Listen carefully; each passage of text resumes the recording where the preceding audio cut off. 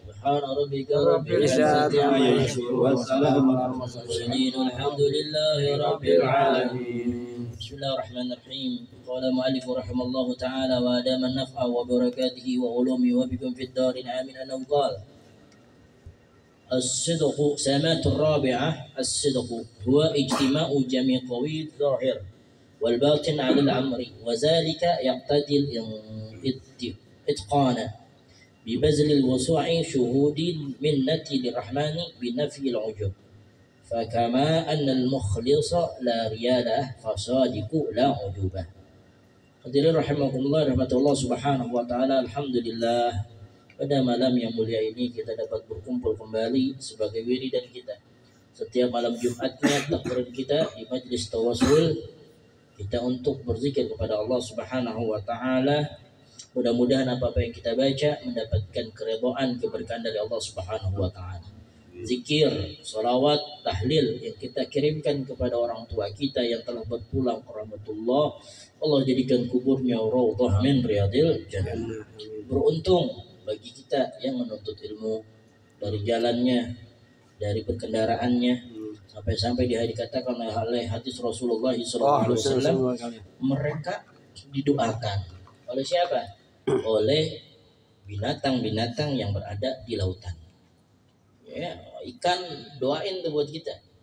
Kita duduk di sini taklim dari rumah, kita niat pulang kerja, itu diantaranya tiada lain adalah binatang yang ada di lautan, ikan khususnya bahasa lain.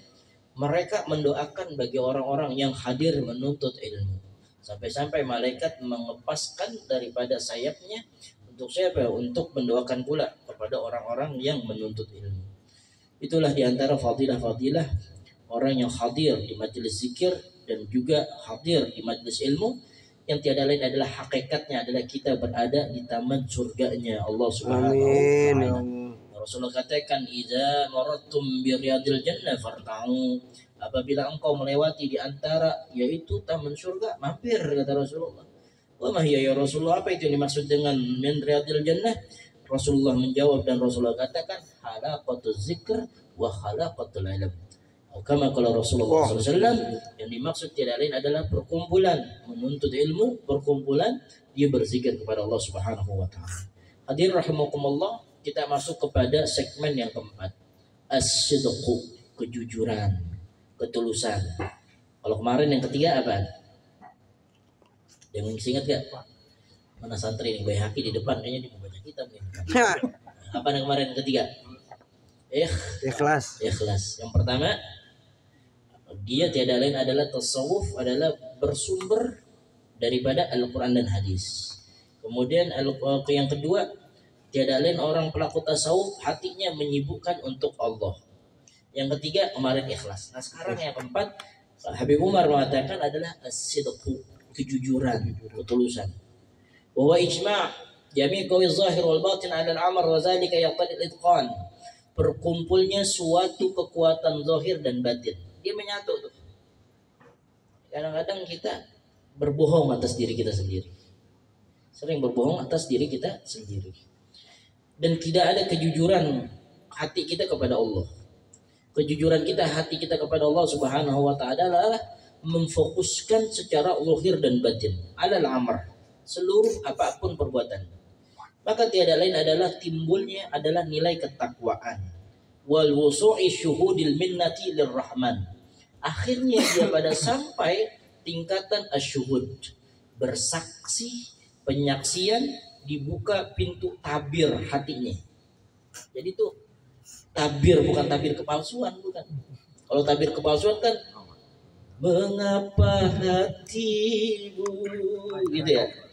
Tapi di PW PW ini pasukan apa laskar apa pembela wali Songo. Bukan tabir kepalsuan, tapi benar-benar disingkap hatinya, dibuka hatinya dengan apa? Syuhudil minnati lirrahman, keterbukaan hati pemberian dari Allah. Bin nafil ujubi, menghindarkan penyakit-penyakit yang disebut dengan ujub. Ujub tak ujub? Bangga hati. Kalau bahasa orang Betawinya tuh bangkit-bangkit.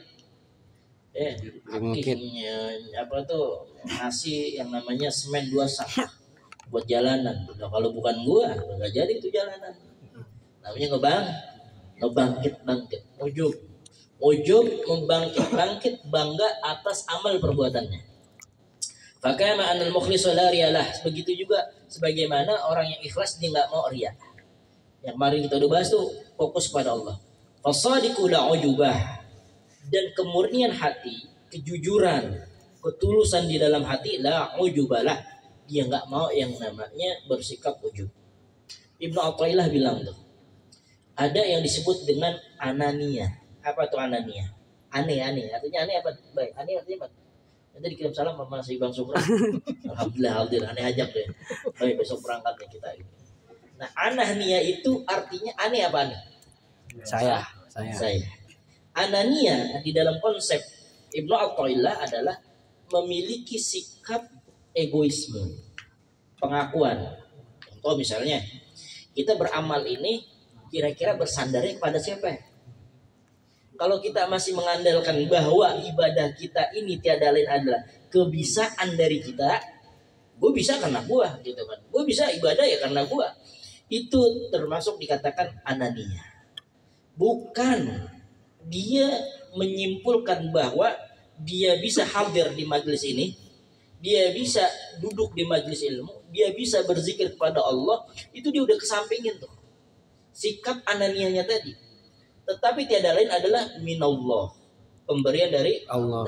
Ini nilai tasawuf nih tinggi. Ya, kalau Ustaz Faris bahas kitab apa nih? Simtuduror. Oh, mau dibuka, dikupas Simtuduror. Nah, kalau kita nih artinya bahas tentang sedikit-sedikit kita belajar. Apa itu tadi dikatakan kata Imam Ibnu Athaillah, ketika orang sudah mengaku dirinya dengan mengatakan sikap akuisme, anania tadi, egoisme, dia mengatakan, dia akan berkata, oh gue nih bisa ngaji karena gue bisa ngumpulin orang maulid ya gue. Jadi akan merasa ujub di dalam dirinya dengan sifat tadi, Allahnya hilang. Kita zikir, kita ziarah, kita apapun nilai-nilai kebaikan, Allahnya hilang. Yang ada tiada lain adalah kita merasa itu yang kita bisa. Kayak contoh misalnya, mungkin kita udah istiqomah nih baca ratib misalnya habis maghrib kita baca ratib adat, kita baca atos, kita punya datang hadir kebaikan dan sebagainya. Lalu kita mengatakan di dalam diri kita masing-masing, oh karena memang gua, itu salah. Kata Ibnu Athaillah, berarti dia masih menyandarkan amal perbuatannya dengan dirinya sendiri, bukan kepada sandaran kepada Allah Subhanahu wa taala. Kejujuran. Qala Allah Subhanahu wa taala, ya ayyuhallazina amanu taqullaha wa kunu ma'as shadiqin. Wahai orang yang beriman, bertakwalah kepada Allah dan jadilah kalian berkumpul masuk circle-nya shadiqin, orang yang sungguh-sungguh. Siddiq, kenapa Sayyidina Abu Bakar disebut Siddiq kan begitu? Abu Bakar kan orang tua, disebut dengan siapa namanya? Abu Quhafah. Abu orang tua, Bakar artinya pagi-pagi. As-Siddiq adalah orang yang pertama kali membenarkan atas risalah Rasulullah. Maka disebut dengan Abu Bakar As-Siddiq. Ketulusan dan kejujuran. Kita masuk dalam ke hati kita nih. Kadang-kadang kalau kita nih merenung gitu ya. Ya jangankan istilah, aneh pun merenung gitu. Merenung dalam artian gimana ya hati gue gitu. Kadang-kadang berlawanan dengan apa yang kita rasain, apa yang kita temuin. Akan berkata tuh kira-kira gue punya rasa jujur gak ya sama Allah gitu. Kesungguhan kita tuh sama Allah kayak gimana gitu. Iya betul, cinta, love is blind gitu kan. Cinta itu adalah buta. Tapi terkadang kita lupa hakikat yang kita tuju dalam cinta tersebut. Cinta yang mana? Cinta yang mana nih? Apakah cinta terhadap makhluk yang akhirnya dia akan terkikis dan hilang kembali tujuan cinta itu kepada Allah Subhanahu wa taala.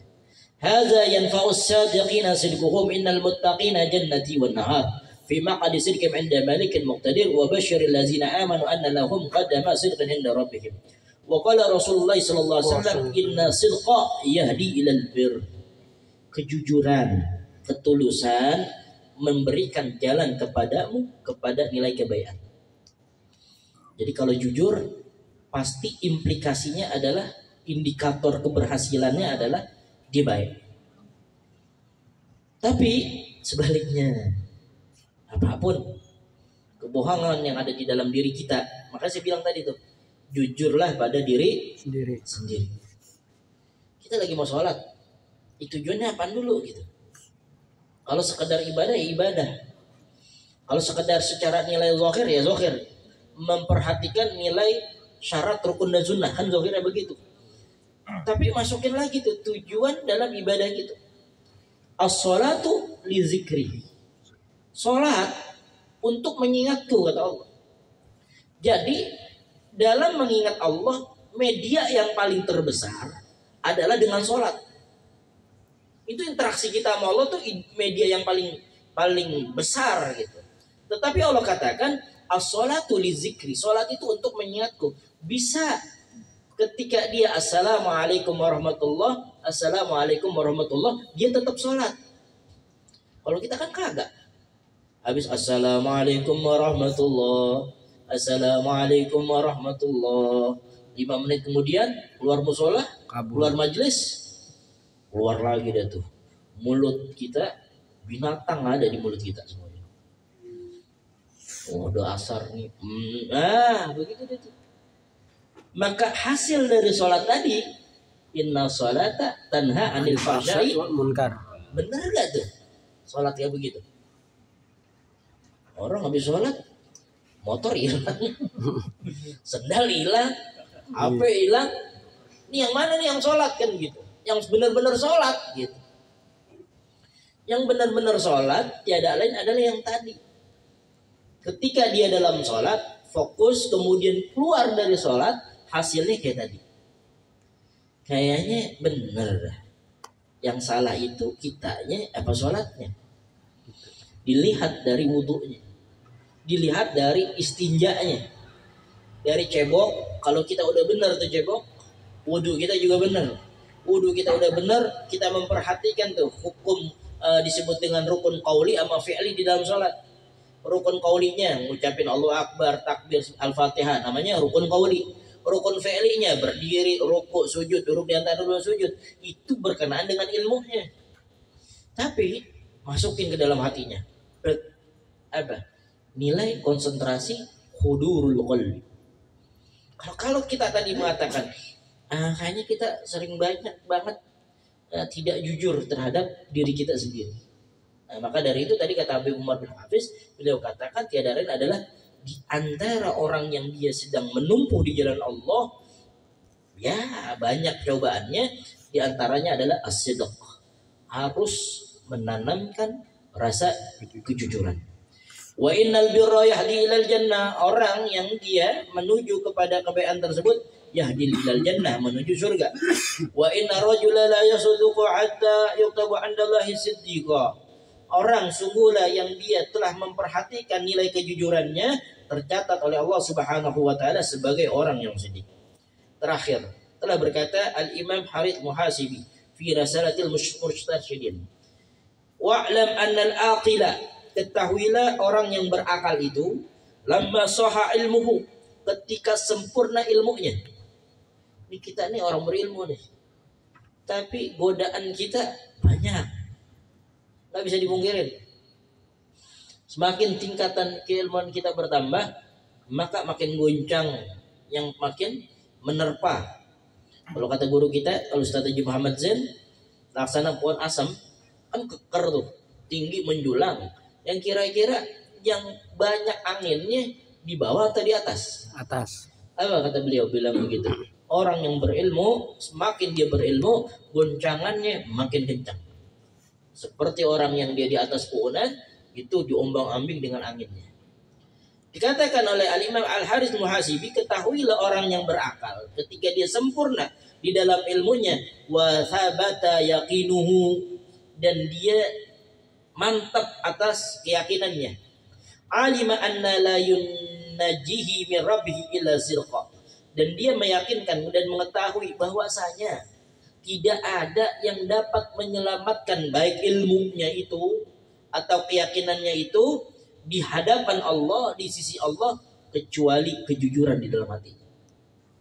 Tapi tadi tuh ilmu sama yakin, kan ilmu yakin udah nih dimiliki nih sama seorang insan. Kita udah milikin ilmu dan keyakinan.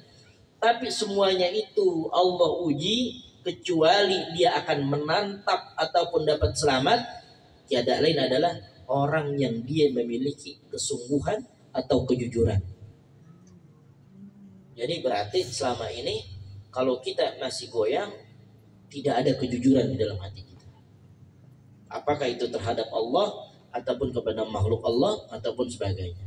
Fasa'a fi talabi wa bahatha an ahlaki ahli wa raghbatan fi an yahya qabla mamati la yas'id li daril khuludi ba'da al-wafati.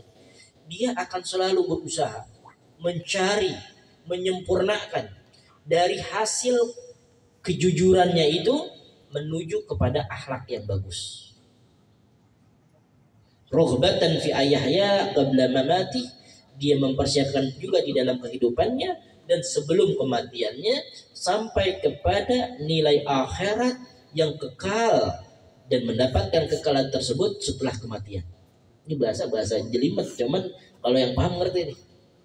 Kalau yang dia bisa tak paham. Jadi dari ilmu menjadikan keyakinan, hasilnya adalah kejujuran. Setelah dia jujur, maka dia tampilkan dengan akhlak.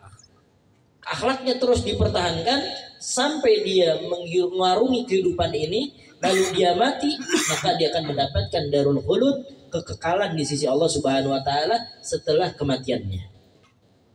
Kalau kata Ibnu Athilah itu siapa tuh? Dikatakan mutu qabla an tamutu. Matilah engkau sebelum engkau mati. Apa maksudnya? Matilah engkau sebelum engkau mati. Mematikan rasa ini hanya terpaut untuk Allah. Ketika engkau mati, engkau udah bertemu dengan Allah. Berarti ketika kita nanti wafat, ini jalannya udah nyampe gitu. Ada orang yang Allah tentukan ketika wafatnya, dan kita berharap pada Allah Subhanahu wa taala husnul khotimah. Dan orang yang mati dalam husnul khotimah tersebut tiada lain adalah husnul khotimah, tiada lain adalah memang Allah berikan jalan menuju Allah dan Allah kasih itu jalan. Ini kan frekuensi roh. Ya, kalau ini hari ini lu tidur aja nggak boleh. Yang gede-gede nih kita nih, yang udah pada dikit lagi mati. Ya Allah. Apa dikatakan? Frekuensi ruh itu dikenali dari saat ini sampai mengenal siapa Tuhannya, kan begitu. Maka pantas nanti ketika orang yang dia dalam husnul khotimah dan dia telah menemukan jalannya, Allah bilang tuh, ya ayyatuhan nafsul mutmainnah irji'i ila rabbiki radiyatan maradiyah fadkhuli fi ibadi wadkhuli jannati. Disebutnya wahai jiwa yang tenang. Berarti kita ini sekarang hidup disuruh cari ketenangan, bukan disuruh cari kegelisahan gitu. Kalau kata kayak Abdurrahman Wahid Gus Dur, gitu aja kok repot. Allah enggak memberikan kesusahan dalam setiap manusia. Mana dalilnya? Innallaha la yuridu bikumul usra wa yuridullahu bikumul usra. Allah tidak membuatmu susah, tapi Allah menginginkan engkau selalu bahagia. Kalau kata itu dalam konteks bahwa kita disuruh kenal ruh kita sama jiwa kita, disuruh jadi orang yang tenang. Kan redaksinya tadi itu Allah katakan, ya ayatuhan nafsul mutmainnah, wahai orang-orang yang memiliki jiwa ruh yang tenang. Berarti dalam hidup kita ini disuruh cari ketenangan. Ala bi dzikrillahi tatma'innul qulub. Dengan berzikir hatimu menjadi tenang. Zikir kewajiban kita untuk zikir. Tapi lihat lagi ke dalam. Udah memiliki rasa ketenangan enggak kita di dalam hati kita? Kayaknya kita sibuk banget ya urusan dunia. besok targetnya ini, besok targetnya itu, besok seperti itu. Betul, secara syariat kita jalani. Tapi secara internal, interaksi, berbicara di dalam hati kita dan roh kita, kita berusaha untuk masuk. Berusaha untuk bertanya sama diri. Berusaha untuk bertafakur. Kira-kira ada gak ketenangan di dalam diri kita? Kalau kita udah dapat ketenangan, wah, Masya Allah. Baru tuh, udah temu jalannya, pantes. Allah katakan, hai orang yang meninggal, balik kepadaku. Engkau udah mendapatkan jiwa-jiwa yang tenang. Udkhuli jannati. Masuk ke dalam surgaku. Faba'amaluhu wa nafsuhu min rabbih. Dia punya yang namanya interaksi sama Allah. Hartanya, jiwanya, interaksinya dia sama Allah. Haitsu sami'ahu yaqul innal sara minal mu'minina anfusihim wa amalahum bi anna lahum jannah. Orang yang dia mau menggadaikan ataupun menjual daripada dirinya, hartanya, jiwanya, tiada lain adalah dia serahkan kepada Allah, dan tiada lain adalah ganjarannya, tiada lain adalah surganya Allah Subhanahu wa ta'ala. Kita ini ibadah pengen surga apa pengen dapat ridho Allah? Ridho Allah. Kalau orang awam surga. Orang awam beribadah untuk surga. Tapi nggak salah. Kita minta surga nggak salah. Karena apa? Fasilitas emang Allah berikan nanti kita orang-orang yang beriman di surga dengan tahapan-tahapannya. Tadi tuh di dalam tafsir tuh tadi kita baca kitab sama Kiai Rifai kan ada innallaha halimun. Allah itu maha lembut. Ternyata di dalam tafsir tersebut dikatakan ini kan berbicara tentang orang yang nanti dia mati di jalan Allah masuk ke dalam surga. Tapi prosesnya panjang. Maka Allah katakan innallaha halimun. Allah sangat lembut. Apa jawabannya? Allah menutupi daripada aib-aib kita. Tapi kata Allah, yarin, prosesnya nih kamu dengan proses yang begitu lama untuk masuk ke dalam surga. Tapi Allah masih menutupi dengan kata-kata innallaha halimun. Allah begitu lembut sampai proses tersebut Allah sampai mengatakan tetap masuk surga pada akhirnya. Allah. Maka dengan demikian tadi dengan fasilitas surga tadi itu suatu motivasi bagi orang yang awam. Tapi bagi orang yang dia ma'rifat kepada Allah, yang dia punya nilai sudah katakanlah pada perenungan di dalam dirinya, bukan lagi pada orientasi nilai surga. Tapi kepada ridho Allah Subhanahu wa ta'ala. Apa yang dikatakan oleh Syekh Abdul Qadir Jailani, ilahi anta maqsudi wa ridhaka matlubi a'ribi muhabbatik. Ya Allah, ilahi anta maqsudi, wahai Allah engkau adalah tujuanku, wa ridhaka matlubi, dan ridhomu yang aku cari, wa a'rifni wa habibni li ma'rifatik. Ya Allah, berikanlah kepadaku fasilitas pengetahuan makrifat kepada. Jadi kita ini yang sedang belajar, setidaknya adalah intinya adalah kejujuran itu kita kembali lagi mencari pada nilai ketenangan batin kita. Kalau tenang batin udah enak udah. Ngeteh juga enak, makan juga enak, segala macam. Urusan rumah tangga enak, urusan dunia juga enak. Kenapa? Karena dia udah punya benteng ketenangan di dalam hati. Wallahu a'lam bishawab. Rabbana taqabbal minna innaka antas samiul alim wa tub alaina innaka antat tawwabur rahim. Ya Allah biha ya Allah biha ya Allah bi husni